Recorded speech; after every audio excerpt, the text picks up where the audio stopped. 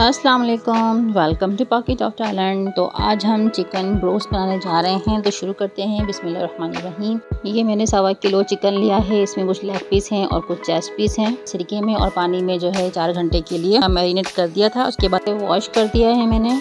और 1 चम्मच लाल मिर्च, 1 चम्मच काली मिर्च, हल्दी, 3 चम्मच दही और सोया सॉस, चिली सॉस, नमक और 2 चम्मच लहसुन अदरक के और 1 बड़ा नींबू लिया है और उसको स्क्वीज आउट करके अच्छा सा पेस्ट बना लिया है। और सारे जो पीस हैं उसको मैंने अच्छे से मैरिनेट कर दिए। और अब मैं इसको क्या करूँगी कि ढक के इसको मैं फ्रिज में रख दूँगी पूरी ओवरनाइट के लिए। इससे हमारे ब्रोस्ट के रिज़ल्ट बहुत बेहतरीन आएंगे। अब मैं दूसरे दिन इसके पकाने की तैयारी कर रही हूँ। 3 कप मैदा लिया है, 1 चम्मच नमक, cornflour 2 table spoon, red chilli 1 table spoon, white paper 1 teaspoon और चिकन पाउडर 2 टेबल स्पून। और अच्छे से मैं इसको जो है ना मिक्स करने के बाद ठंडा यह पानी ले लिया है। उसमें मैंने बर्फ़ के टुकड़े डाल दिए हैं बड़े बड़े और बस मैंने इसको डिप किया है और डिप करने के बाद निकाला है।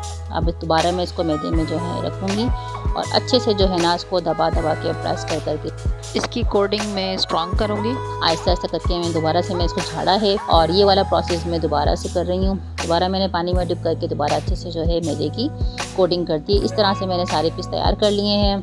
ओवरनाइट रखने से फ़ायदा क्या होता है कि अंदर से बहुत जूसी हो जाते हैं और टेंडर भी जो बहुत जल्दी हो जाते हैं और इनका कुकिंग प्रोसेस भी कम हो जाता है। तो ये देखिए कितने क्रिस्पी बनते जा रहे हैं और इस पर गोल्डन जब कलर आ जाएगा तो फिर आप उसको आहिस्ता आहिस्ता तमाम साइडें जो हैं चेंज करके इसको अच्छे से पका लीजिएगा। तो ये देखिए मेरे क्रिस्पी से चिकन ब्रोस्ट बनकर तैयार हुए हैं। और इसी स्टेज पे अगर रेसिपी पसंद आती है तो लाइक कीजिएगा, सब्सक्राइब कीजिएगा और जो फ्रेंड्स नए आए हैं उनसे गुजारिश है चैनल को लाइक कीजिए और सब्सक्राइब कीजिए। और जो फ्रेंड्स मेरे पुराने हैं उनसे गुजारिश है चैनल को लाइक कीजिए और कमेंट करके अपनी राय का इजहार कीजिए। बहुत यमी, बहुत ही क्रिस्पी थे, बहुत ही टेस्टी थे और आप चाहें तो उसको बन के साथ फ्राइज़ के साथ जो है एंजॉय कर सकते हैं। तो ये देखिए ऊपर से टू मच क्रिस्पी हैं और अंदर से जूसी हैं। तो ज़रूर एंजॉय कीजिएगा। मिलूँगी फिर नई रेसिपी के साथ। अपना बहुत ज़्यादा ख्याल रखिएगा, दुआ में याद रखिएगा। अल्लाह नेगेबान।